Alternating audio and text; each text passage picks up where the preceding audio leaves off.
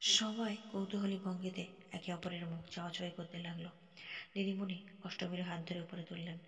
বড্ড মায়া হলো ওর মুখটা দেখে। অষ্টমী ভীষণভাবে ফুপিয়ে ফুপিয়ে কাঁদছে। দিদিমণির হাতে ভর দিয়ে বিলাপের মতো বলতে লাগলো, জন্মের কদিন পর মাটা মরেছিল। সারা জীবন ধরে শুধু কষ্ট ছাড়া আর কিছু এই কপালে জুটেনি। এত সুন্দর ঘর সংসার স্বামী তোর কপালে শোলো না ভগবান। ও ভগবান, আমি এখন কি করব? হঠাৎ করে অষ্টমী জ্ঞান হারালো। ওকে ধরাধরি করে রান্নাঘরের দাওয়াতে শুইয়ে দিলেন দিদিমণি। পাশের বাড়ির মন্টুর মা জিজ্ঞেস করলো, কি হয়েছে ও দিদিমণি? দিদিমণি দাওয়ায় রাখা রিপোর্টের দিকে তাকিয়ে একটা দীর্ঘশ্বাস ছেড়ে বললেন, না কিছু না। জল দেখি একটু। মন্টুর মা কল থেকে এক বালতি জল এনে দেয়। 2 মাস হয়ে গেছে অষ্টমী ওর বাপের বাড়ি। পেটটা আর মোটা নেই, আরও রোগা হয়ে গেছে। চোখের নিচে কে যেন দেবড়ে কাজল লেপে দিয়েছে। আয়নার সামনে আর বেশি যেতে ইচ্ছে করে না। বাড়ি থেকে বেরও হয় না তেমন। কেউ তার বাড়িতেও আসে না। কিভাবে যেন সবাই জেনে গেল ব্যাপারটা। সপ্তাহখানেকের মধ্যে বিশুর চায়ের দোকান বন্ধ করালো সবাই মিলে। ওর হাতে খেলে নাকি সবার এই রোগ হবে। ওকে ছোঁয়াও বারণ। কত কথা শুনিয়েছি লো সবাই। তুই তো বাঘ দেই, আমরা তো কখনো তোদেরকে নিচু করে দেখিনি। কিন্তু এই সব মেনে নেওয়া যায় না। চা খাওয়ার জন্য তো, তাই বলে মরা যাবে না। আসলে জাতের স্বভাব কি আর চলে যায়? অচ্ছুতকে অচ্ছুত করে রাখাই ভালো। আসলে আমরা তো বেশি এগিয়ে গেছি। সভ্যতার চোটে অসভ্যদের সংস্কৃতি শেখাচ্ছি। আগে সভ্যতাটা তো শিখুক। বাচ্চাটা নষ্ট করে আসার দিনে অষ্টমীকে চুলের মুঠি ধরে কাঁচা কঞ্চি দিয়ে মেরেছিল বিশুর বাবা। বিশু দাওয়ায় বসে সব দেখেছিল। যখন গোংড়াতে গোংড়াতে অজ্ঞান হলো, তারপর চোখ খুলে বাপের বাড়ির টালির চাল দেখতে পেয়েছিল।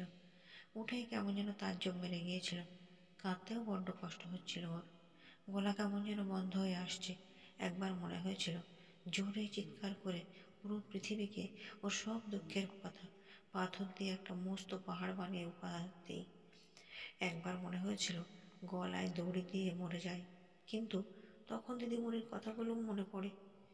কত মানুষের কত রোগ হয়, তোমাদেরও হয়েছে। চিকিৎসা করো, মন শক্ত করে লড়াই করো।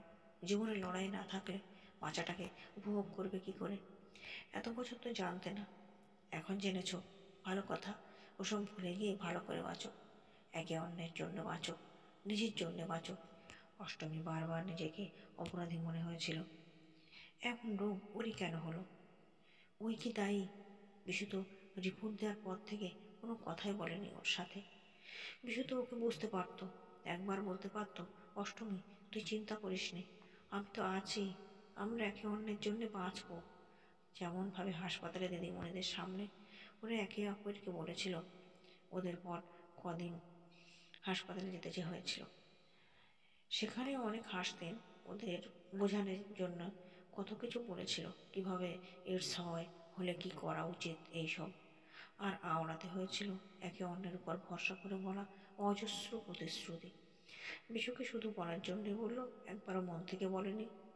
চোখের কোণা থেকে জল গড়িয়ে বলিস ভিজে যায়, বালি ভিজে যায়। সন্ধে হয়ে গেছে। অষ্টমী বিছানা ছেড়ে ওঠে। বাবা বাড়ি ফেরে গা থেকে ভীষণ ঝাঁঝালো একটা গন্ধ বেরোচ্ছে। এই গন্ধ অষ্টমীর চেনা, কাঁচা চুলাইয়ের গন্ধ। ওর বাবা হঠাৎ ওর মুখের সামনে এসে দাঁড়ায়। অষ্টমী ভয়ে গুটিসুটি মেরে যায়। অষ্টমীর বাবা হাত বাগিয়ে একটা চোর কষে ওর মুখে। চুলগুলো মুখের সাথে লেগে আছে। বরাবরের মতো নিঃশব্দে এক দৃষ্টে চেয়ে থাকে বাবার দিকে। তারপর বাবা হাউ হাউ করে কেঁদে ওঠে। সে এক বিরাট আর্তনাদ। বাবা তো কখনো এভাবে কাঁদেনি, মা মরে গেলেও না। অষ্টমীর বুকের ভেতরটা চিনচিন করে ওঠে। ও কেঁদে ফেলে। বেশ এখন মাঠে খাটে, অন্য কাজে কে নেবে ওকে? ওর খুব কষ্ট হয়। কোনো ছোটবেলায় মাঠে কাজ করে ছেড়েছে, এখন আর পেরে ওঠে না। ওর শরীরের গঠনও ভাঙা ধরেছে।